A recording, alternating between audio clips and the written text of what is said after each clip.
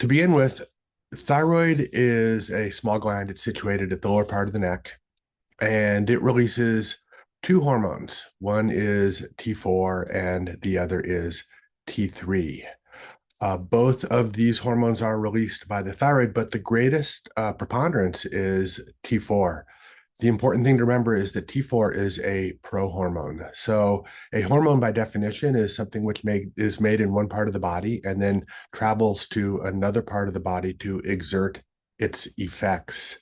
And the thyroid hormone travels to effectively every cell in the body. It's estimated that we have 10 trillion cells, and every one of those cells has a receptor for the thyroid hormone. What's interesting is that the T4 is an inactive prohormone and it needs to be converted into free T3. And I'll get to that in just a second. The way that the thyroid hormone is released is the hypothalamus and the pituitary release a hormone which is known as TSH. And this stands for thyroid stimulating hormone.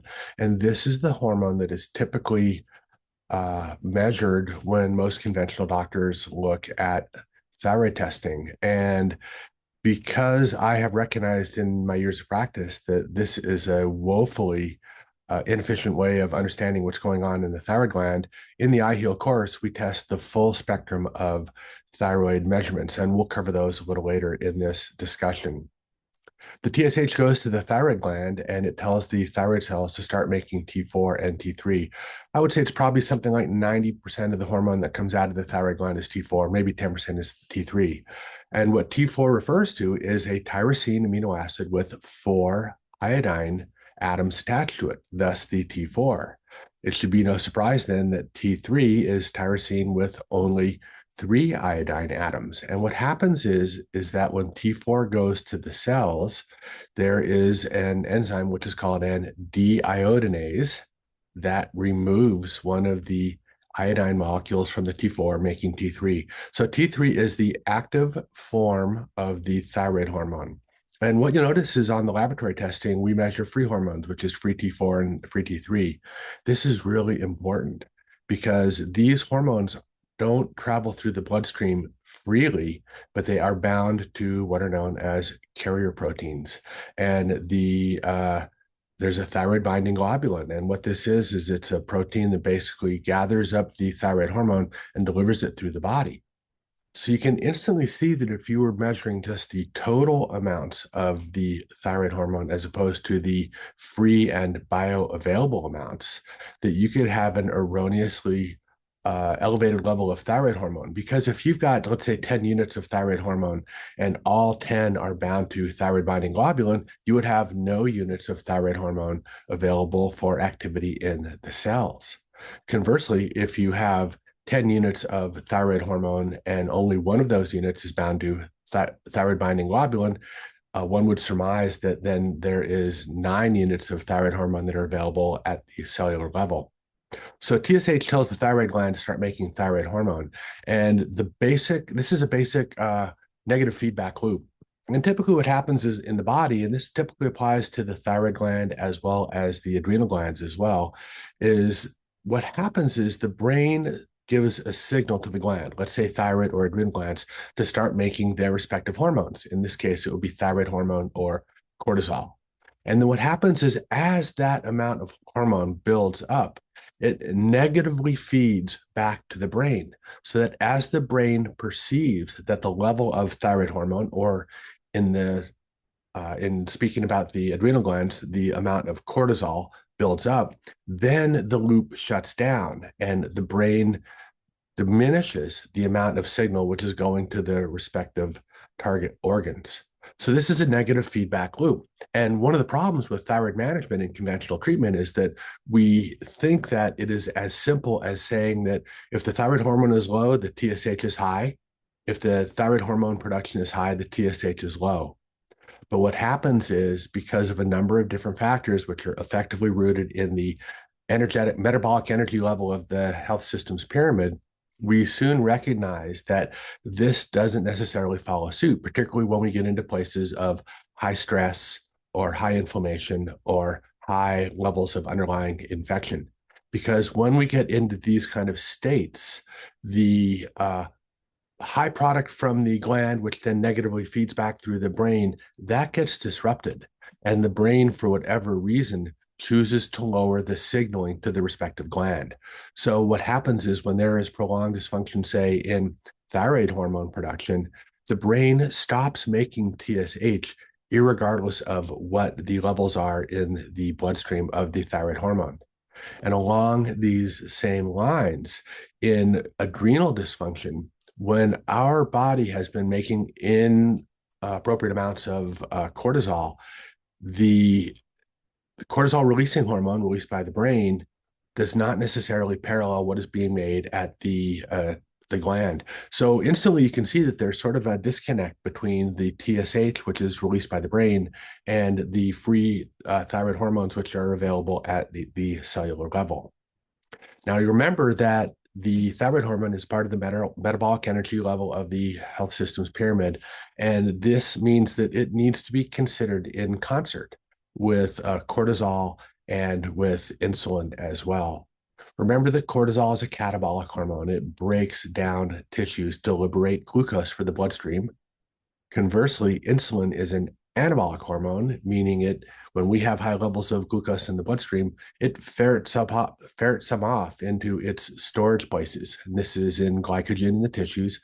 And then ultimately, when those tissues are filled with their glycogen supplies, the extra glucose gets staved as fats in fat cells because this is a very effective way of transporting energy around.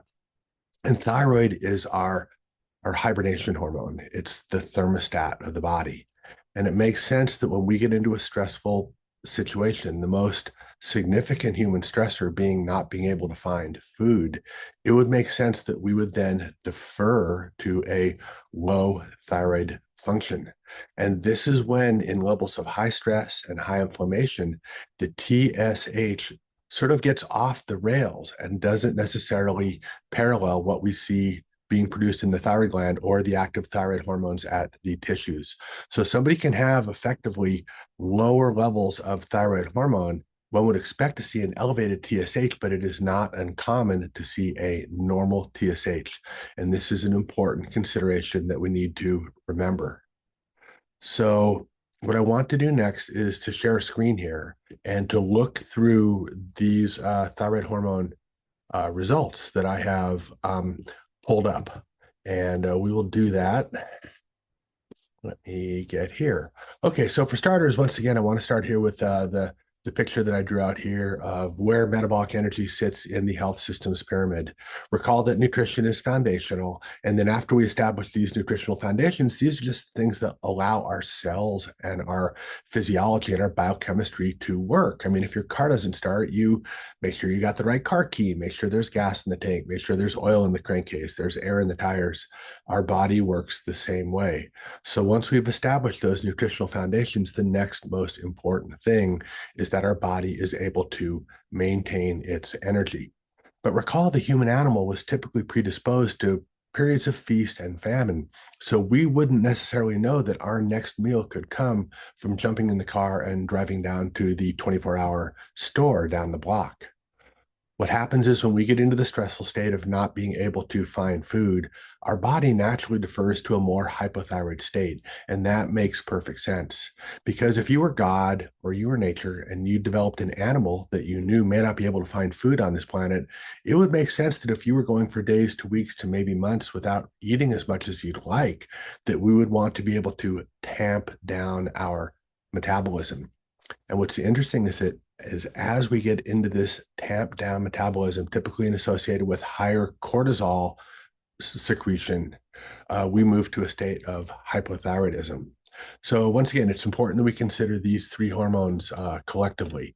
And now what I want to do is I want to turn to an actual set of thyroid labs. And these were submitted to me by one of the members in our group. And typically she is doing pretty well, but has been suffering recently with maybe kind of feeling lower energy and maybe a little foggy and feeling that things aren't perfect. But as you can see from these results, she received all green marks. So what I want to do is I want to go through each of these tests independently and review what we are looking for and how to best interpret them. Let's start at the top, which is the free T3. Remember, this is the active thyroid hormone. And you can see that the range is 2 to 4.4. She is at 2.6. And that is just about in the 25th percentile of this range. Now, the important thing to remember is that any time that you are considering your thyroid function, you cannot do so only with the laboratory values, and you need to factor in clinical signs as well. The classic signs of hypo or low thyroid function hypothyroidism are dry hair, dry skin, cold hands, and cold feet. Oftentimes, it's a partner, a husband, a wife, or a bed partner who notices this. Tendency towards constipation. There are also some pretty significant mood changes that are associated with hypothyroidism, like depression, and don't be surprised if you have some degree of fatigue. Now, in contrast, there is hyperthyroidism, which is far more uncommon. Typically, this is due to an autoimmune process, which is known as Graves' disease, that happens in something like 1 in 40,000 people. So it's not that common. But in a hyperthyroid state, it's just the opposite. We tend towards a high heart rate, towards diarrhea and loose stools, towards a state of anxiety, fidgeting, and not being able to relax. Most of the people who are going through the IHEAL course are likely going to be suffering with some degree of hypothyroidism. So from this laboratory test, we can see that while the free T3 is in the normal range, this value is in the lower quartile of this range.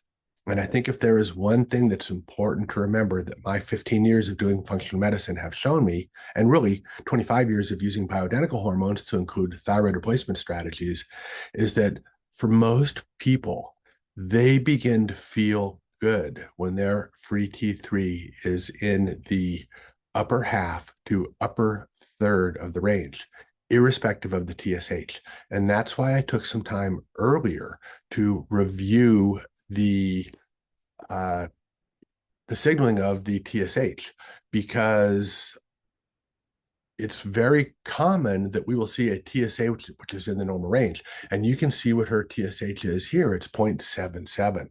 Now, I like to think that an optimal TSH is somewhere between 0.5 and 1.5. However, remember, as our stress levels become elevated, this TSH relationship with the free hormones becomes uncoupled. So normally one would expect that if somebody was in a relatively low level of thyroid function, as this individual might be, that we would expect to see an elevated TSH. However, when the stress buttons have been pushed, it's not surprising to see a low normal free T3 and a low normal TSH, when paradoxically, one would expect for the TSH to be on the higher side. This is where this becomes uncoupled. You can see that the free T4 is 1.3, and this is in the upper part of the range. And this is where I like to see a free T4. Remember, these are the free unbound hormones. The problem is that the T4 is not an active hormone, and it needs to be converted into free T3. And here's an important component that you guys need to know, is that T4 can be converted into one of two molecules. One is T3, and the other is reverse T3. So as we develop more stress, more moving more towards a starvation, lower calorie intake on a consistent basis, we can see more production of the reverse T3. As we get more inflamed, our reverse T3 goes up as well. And you can see here that this individual has a reverse T3 that is in the normal range. But by my experience, once we start to see reverse T3 creeping above maybe 16 to 18, that is showing that our body is trying to move towards a greater hibernation state, because reverse T3 interferes with and blocks the T3 receptor. So remember, free T4 is converted into the active T3 and reverse T3. What happens is the deiodinases in the cell just pluck off a different iodine atom. But the reverse T3 blocks the receptor function and lowers our metabolism, sending us to a greater state of hibernation, and basically offsets the effects of the T3.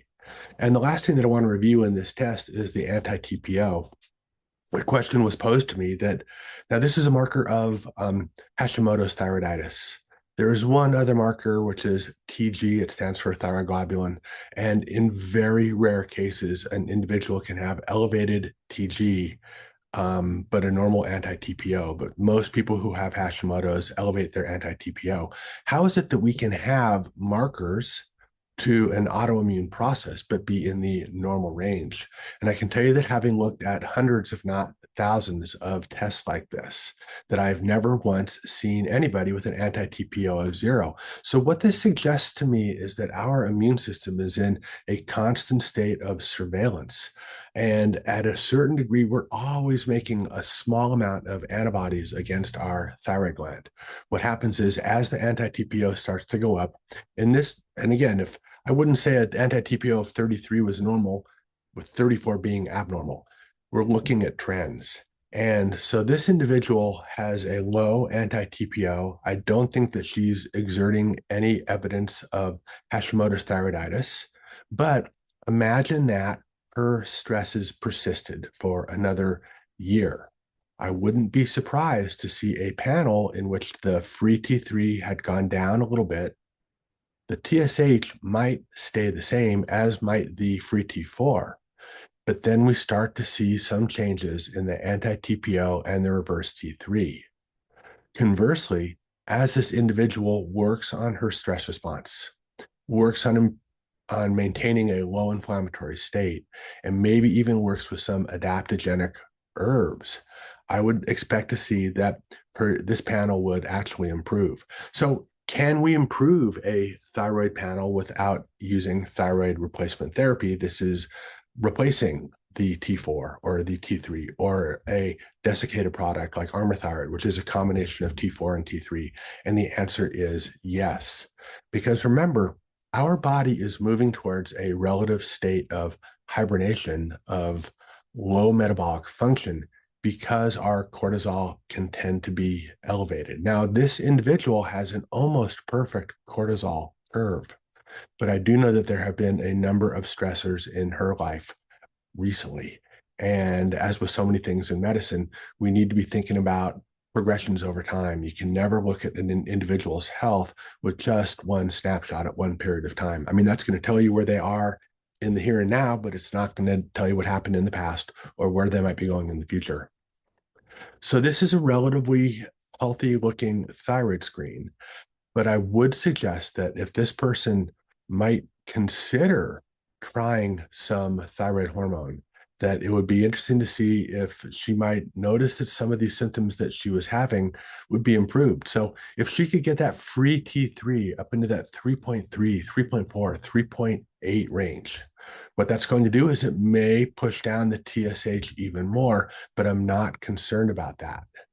She might find that as she gets her free T3 up into the higher levels of that reference range, that many of her symptoms would start to get better. The important thing to remember from this discussion is that all of these things are on a continuum, that our body uses our thyroid function to help to modulate our energetics and the rate of our metabolism. Because back in the day that we didn't know when our next meal was going to come from, it made sense that we would be able to dial back our metabolism to lower our metabolic rate, to lower our basal body temperature. Because if you've got a finite amount of calories packed onto your bones and you're not able to find food, it makes perfect sense that you would trade dry hair, dry skin, fatigue, low libido, foggy thinking, cold hands, cold feet, constipation for survival. All right, guys, that is one way of looking at thyroid replacement therapy and evaluating a thyroid hormone assessment. Of course, if you have questions, I would encourage you to leave them in the community tab. And I'm going to wrap up this discussion. Hopefully this was helpful. And be sure to look at your thyroid hormones comprehensively and completely so that you can make a complete assessment of what's going on. If your doctor, your endocrinological specialist is only measuring the TSH, I can guarantee you that you are not getting a full assessment of what's going on. And the other important take-home message is this, is listen to your clinical symptoms. If you are constipated, fatigued, dry hair, dry skin, cracking cuticles, constipated, your partner tells you you've got cold hands and cold feet all the time, you're always feeling cold, you are hypothyroid, almost irrespective of what the laboratory tests are showing. All right, let me know your thoughts. And I'm going to wrap up this meeting. I hope everybody has a great day and take care.